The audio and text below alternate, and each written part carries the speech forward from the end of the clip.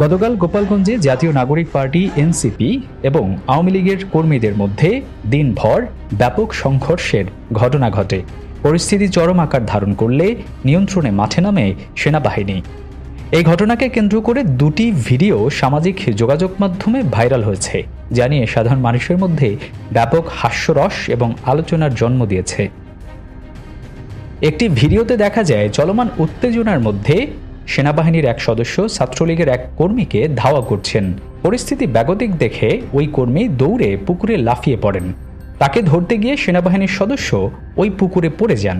এই দৃশ্য দেখে পাড়ে থাকা আওয়ামী লীগের অন্যান্য কর্মীরা এটাকে নিজেদের বাহাদুরি হিসেবে হাসাহাসি শুরু করেন। অনেকেই ধারণা করেছিলেন তারা হয়তো সেনাবাহিনীর সাথেই পাঙ্গা নিয়েছিলেন, কিন্তু তাদের সেই ধারণা বেশিক্ষণ স্থায়ী হয়নি। পরবর্তী ভিডিওতে দেখা যায় সম্পূর্ণ ভিন্ন এক চিত্র। যে কর্মীরা একটু আগে হাসাহাসি করছিল তাদের সবাইকে পুকুরে নামিয়ে আনা হচ্ছে। এরপর সেনাবাহিনীর তত্ত্বাবধানে তাদের একসাথে পানিতে চুবানো হচ্ছে। এই অভিনব শাস্তির দৃশ্যটি ইন্টারনেটে ছড়িয়ে পড়লে সাথে সাথেই হাস্য কৌতুকের সৃষ্টি হচ্ছে।